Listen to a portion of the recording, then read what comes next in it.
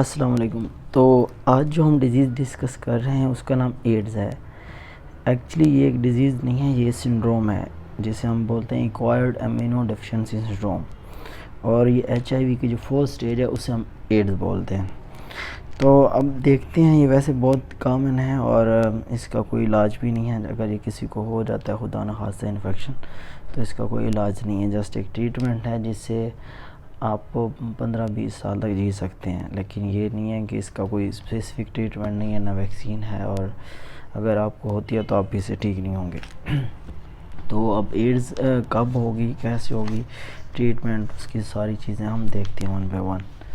तो सबसे पहले जो है फोर्थ स्टेज को हम एचआईवी बोलते हैं। और ये जो ट्रांसमिट होता है, ये फ्लूइड्स जो होते हैं हमारी बॉडी के इन्फेक्टेड पर्सन के जिसको हुआ है तो उससे फैलता है। और फ्लूइड्स में सीमन्स हो सकते हैं, वजाइनल एनल फ्लूइड्स हो गया, ब्लड हो गया या ब्रेस्ट मिल्क हो गया, इनसे ये फैलता है आगे।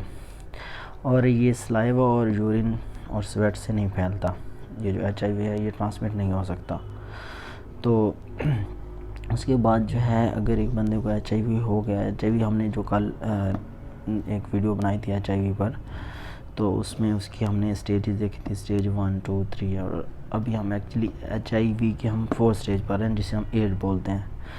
तो एड हम कब डिक्लेयर करेंगे? जब CD4 काउंट होगा लेस देन 200 होगा, या फिर ये होगा कि जो स्पेसिफिक इन्फेक्शन जो है कुछ वो नज़र आएंगे, तो तब हम उसे एड डिक्लेयर करेंगे। जब एड्स होगा तो उसके साथ कुछ स्पेसिफिक इन्फेक्शन होंगे जो सिर्फ एड्स के अंदर होंगे, बाकी किसी और सिंड्रोम या डिजीज़ में नहीं होंगे। तो जब वो होंगे तो हमें कंफर्म हो जाएगा कि इस बंदे को एड्स हुआ है। तो अब सबसे पहले देखते हैं एड्स और उसके स्पेसिफिक इन्फेक्शंस कौन से हैं। तो सबसे पहला जो इसका इन्फेक्शन है, स्पेसिफिक इन्फेक्शन, वो है सेरिब्रल टोक्सोप्लाज्मोसिस। अब ये CNS का इन्फेक्शन है और ये पैरासाइट की वजह से होता है, टोक्सोप्लाज्मा जो है। तो इसमें क्या होता है कि एक तो HIV बंदा पॉजिटिव होगा, ये जितने भी स्पेसिफिक इन्फेक्शन हैं इनमें सब में HIV पॉजिटिव होगा। और साथ में क्या होगा, फीवर होगा, अल्टर स्टेट ऑफ कॉन्शियसनेस की हालत में होगा।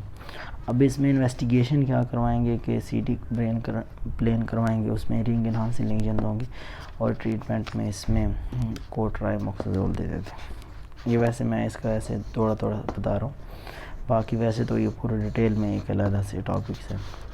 तो उसके बाद दूसरा जो है वो क्रिप्टोकोकल मेनिंजाइटिस है।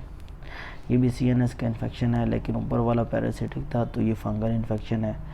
और इसमें भी HIV पॉजिटिव होगा, फीवर होगा, हेडेक होगा, और इसमें नेक स्टिफनेस वगैरह होगी। अब इसमें CSF मेनिंजाइटिस में CSF का एग्जामिनेशन करवाते हैं, तो इसमें इंडियन इंक के थ्रू रिवेल हाइफी स्टैंड होता है, तो वो उससे फाइंडिंग्स आएंगी। उसके बाद जो इसका ट्रीटमेंट में एंटी फंगल दिया जाएगा, एम्फोटेरिसिन B हो गया, ये इसमें दिया जाता है क्रिप्टोकोकल मेनिंजाइटिस में। उसके बाद साइटोमेगालोवायरस रेटिनाइटिस जो है, ये वायरल इन्फेक्शन है, और ये रेटिनाइटिस करते हैं। इसमें HIV पॉजिटिव होगा और साथ में ब्लाइंडनेस होगा, तो आप समझेंगे कि किसी भी HIV मतलब ये एड्स डिक्लेयर करेंगे। उसके बाद इसमें ये होता है कि रेटिनोस्कोपी होती है, फंडोस्कोपी, ऑप्थाल्मोस्कोपी, कोई भी इस तरह करा सकते हैं। उसमें जो होती है मोज़रेला पिज़्ज़ा अपेरेंस, इस तरह की कुछ अपेरेंस होती है। उसके बाद इसका ट्रीटमेंट में एंटीवायरल थेरापी है, जैसे गैनसाइक्लोविर हो गया, साइक्लोविर हो गया, ये उसमें देते हैं रेटिनाइटिस में। उसके बाद है लंग्स का इन्फेक्शन, जिसमें नीमोसिस्टिस जेरोवेसी जो है बैक्टीरिया ये इन्फेक्शन करते हैं। इनकी वजह से इधर क्या होगा कि HIV पॉजिटिव होगा सब में जो होना है, जिस तरह फीवर, कफ और डिस्निया होगा। और इसके आपको चेस्ट एक्सरे पर पेरीहाइलर इन्फ्लेट नज़र आएंगे, बायलेटरल, ठीक है। और इसकी जो इन्वेस्टिगेशन चॉइस है वो स्प्यूटम माइक्रोस्कोपी है। उसके बाद जो इसका ट्रीटमेंट है वो कोट्राइमोक्सोजोल देते हैं। ये हो गया न्यूमोसिस्टिक जेरोवेसी। उसके बाद आ जाता है TB। अब जो TB होता है तो ये लंग इसके साथ 50% एड्स होता है। उसके मतलब अगर 50% पेशेंट जो हैं एड्स के, उसका कोई इन्फेक्शन नहीं होगा TB के साथ। मतलब एक बंदे को अगर TB होगा तो इसका ये मतलब नहीं कि उसे एड्स भी होगा, लेकिन अगर एड्स है और उसके बाद उसको TB हो सकता है। उसके बाद आ जाता है क्रिप्टोस्पोरोडियम। ये भी एक पैरासाइटिक इन्फेक्शन है और ये JIT में होता है। तो इसकी वजह से क्या होगा कि डायरिया होगा। तो इसमें जो एग्ज़ामिनेशन करवाएंगे, स्टूल एग्ज़ामिनेशन होगी, उसके बाद ट्रीटमेंट में मेट्रोनिडाज़ोल जो है फ्लैजेल के नाम से जो आती है ये दे देंगे। उसके बाद आता है कापोसी सार्कोमा। ये एक मैलिग्नेंट ट्यूमर है और ये स्किन का ट्यूमर है, और इसमें क्या होता है कि जो होता है ह्यूमन हर्पीज वायरस 8 जो ऑन्कोजेनिक वायरस है, तो उसकी वजह से होता है। और इसमें HIV पॉजिटिव होगा, पर्पल फ्लैग होंगे स्किन पर, जो लेग्स होंगे उधर लेग्स की स्किन पर, और साथ में पल्मोनरी मेटास्टासिस, क्योंकि जितने भी मैलिग्नेंट ट्यूमर होते हैं मैलिग्नेंसी उनका जो फर्स्ट इफेक्ट होता है वो लंग्स पर ही होता है, मेटास्टासिस होता है, तो पल्मोनरी मेटास्टासिस होगा। उसके बाद इन्वेस्टिगेशन इसमें कापोसी सार्कोमा की ये है कि स्किन बायोप्सी होगी, साथ में एंटी कैंसर ड्रग्स या कीमोथेरेपी होंगे। उसके बाद कुछ एडिशनल इन्फेक्शन भी होते हैं, क्योंकि ये अमीनो कम्प्रोमाइज़ बनता है तो उससे कोई भी मसला हो सकता है, इस्केमिक हार्ट डिजीज़, MIA, साथ में CCF वगैरह, ऑस्टियोपोरोसिस बोन में होगा, हेपेटाइटिस B, C, लीशमैनियासिस, ये हम आगे पढ़ेंगे भी सही। तो ये कुछ इन्फेक्शन हैं एडिशनल इसके साथ होते हैं। उसके बाद आ जाती है इसकी इन्वेस्टिगेशन। तो इन्वेस्टिगेशन में क्या होगा कि सीरोलॉजी कराते हैं, जो कि स्क्रीनिंग टेस्ट है, तो इसमें HIV एंटीबॉडीज़ देखे जाती हैं, बायोलीज़ा टेस्ट का नाम होता है। उसके बाद जो इन्वेस्टिगेशन ऑफ चॉइस है मेन वो PCR ही है, और एडिशनल में CD4 सेल काउंट भी देखा जाता है, क्योंकि मेन इसका ये है कि CD4 काउंट अगर 200 से नीचे होंगे तो उसे हम एड्स डिक्लेयर करते हैं। तो ये इसकी इन्वेस्टिगेशन होगी। तो अब मेन जो इसका है वो है ट्रीटमेंट। तो कोई भी HIV पेशेंट है, अगर उसे कोई भी मसला, मतलब हर HIV जो पेशेंट HIV पॉजिटिव होगा, तो ये नहीं देखना कि उसका CD4 काउंट कितना है या क्लिनिकल स्टेज कौन सी है, स्टेज 1 पे, 2 पे, 3 पे, तो उन सबको हार्ट जो थेरापी है वो देनी है हमने। उस पर ये नहीं देखना कि उसका CD4 काउंट कितना आ रहा है, उसकी क्लिनिकल स्टेज कौन सी है, उन सबको हार्ट जो थेरापी है वो हमने देनी है। अब जो मॉनिटर हमने करना है वो फर्स्ट, सेकंड और थर्ड स्टेज है, और इस पर हमने क्या मॉनिटर करना है, CD4 काउंट और PCR करना है हर 3 मंथ बाद। जो लोग first, second and third stage पे होंगे, जो कि हमने पिछली वीडियो में देखा था HIV infection first, second and third stage जो है उस पर देखा था, तो उनको मॉनिटर करना है, और उनमें आपने CD4 काउंट और PCR हर 3 मंथ बाद कराना है। उसके बाद आ जाता है कि आपने कब कब HIV वाले पेशेंट को ट्रीट करना है। एक तो जब 4th स्टेज पे होगा उसे हम ऐसे एड्स बोलते हैं, क्योंकि हम एड्स पढ़ रहे हैं, तो वही होगा। दूसरा होगा कि किसी बंदे को HIV इन प्रेगनेंसी, या फिर औरत है उसको प्रेगनेंसी में HIV हो, तब हम उसे ट्रीट करेंगे। और उसके बाद है कि HIV है और साथ में किसी को हेपेटाइटिस B है, तब हम उसे ट्रीट करेंगे। उसके बाद है कि HIV है और साथ में नेफ्रोपैथी है, तो उस वक्त ट्रीट करेंगे। ये कुछ हैं इस तरह के कौन कौन से टाइम पे आपने ट्रीट करना है। उसके बाद आ जाता है इसका मेन ट्रीटमेंट जो हार्ट है। अब हार्ट स्टैंड फॉर होता है highly active anti retroviral therapy है जो है, तो ये मतलब इसका मेन ट्रीटमेंट है इस एड्स वाले पेशेंट का। फिर इसके आगे ग्रुप्स हैं कुछ। पहला ग्रुप जो है उसे NRTI बोलते हैं, जिसे न्यूक्लियस रिवर्स ट्रांसक्रिप्टेज इनहिबिटर्स बोलते हैं।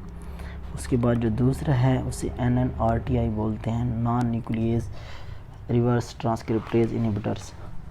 उसके बाद जो तीसरा ग्रुप है उसे प्रोटीएज इनहिबिटर्स बोलते हैं। और उसके बाद जो चौथा ग्रुप है उसे हम ISTI बोलते हैं, इंटीग्रेज स्ट्रैंड ट्रांसफ़र इनहिबिटर। तो ये 4, एक और ग्रुप भी है इस तरह का। तो ये 4 जो है मोस्ट कॉमन ग्रुप्स हैं।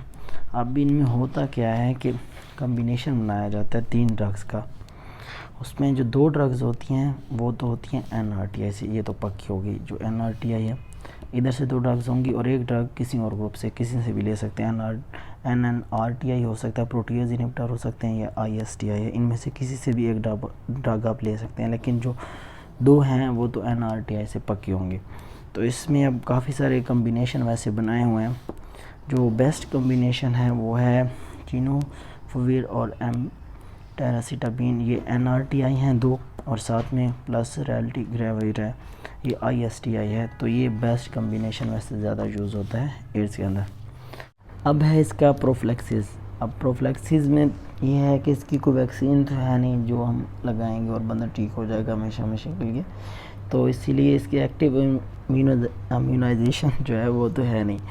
अब ये है कि पोस्ट एक्सपोजर अगर किसी को हो गया तो उसके बाद हम क्या करेंगे। अगर किसी HIV पेशेंट था या कोई भी HIV पर्सन था, तो उससे अगर आपको हो गया या प्रिक हुआ या कुछ भी इस तरह का हुआ, तो अगर मिसाल के तौर पर प्रिक हुआ है तो क्या करना है कि आपने हाथ धोने हैं, हाथ धोने से भी आपका जो है 80% कम हो जाएंगे चांसेस, 80% चांसेस हैं कि आपको नहीं होगा। उसके बाद ये है कि आपने HIV स्टेटस चेक करना है, और अगर वो नेगेटिव आता है फिर भी आपने प्रोफिलैक्सिस लेना है 4 वीक तक हार्ट जो है। और फिर HIV स्टेटस चेक करना है छठे और 12वें हफ्ते बाद, 12वें हफ्ते को आपने फिर दोबारा HIV स्टेटस चेक करना है। उसके बाद ये है कि अगर किसी को HIV है प्रेगनेंसी में तो फिर क्या करना है। प्रेगनेंसी में अगर HIV है तो जो हार्ट है ये आप मतलब मोर देन 20 वीक्स हो उसके बाद ही आप ये स्टार्ट करते हैं जो हार्ट की थेरेपी है प्रेग्नेंट फीमेल में, उससे पहले स्टार्ट नहीं करते। और इसमें जो ड्रग ऑफ चॉइस है वो ज़िडोडीन है, और ये प्रेगनेंसी के अंदर देते हैं। अब ये होगा कि अगर औरत है और उससे HIV हुआ तो उसमें क्या होगा कि मदर टू फीटस बहुत ज़्यादा चांसेस होते हैं, क्योंकि ये ट्रांसप्लेसेंटल इन्फेक्शन भी है। तो उसमें एक तो ब्रेस्ट फीडिंग आप प्रोवाइड करेंगे, और दूसरे नंबर पे जो चाहे बच्चा पैदा होगा तो उसे आप सी सेक्शन के थ्रू मतलब पैदा करेंगे। मतलब वजाइनल डिलीवरी में ज़्यादा चांसेस होते हैं कि मदर और जो बेबी है उसको ब्लड मिक्स होने के ज़्यादा चांसेस होते हैं। अब जब बच्चा पैदा हो जाएगा तो उसके बाद आपने क्या करना है कि उसे भी हार्ट थेरेपी देनी है। कितने हफ्तों तक? 4 हफ्तों तक। और इसका भी फिर आपने HIV स्टेटस करना है छठे और 12वें हफ्ते। और क्योंकि ये बहुत ज़रूरी है, अगर बच्चे को नहीं देंगे तो फिर उसमें भी कॉम्प्लिकेशंस आ सकती हैं बहुत ज़्यादा। तो ये था हमारा एड्स के बारे में छोटा सा रिव्यू।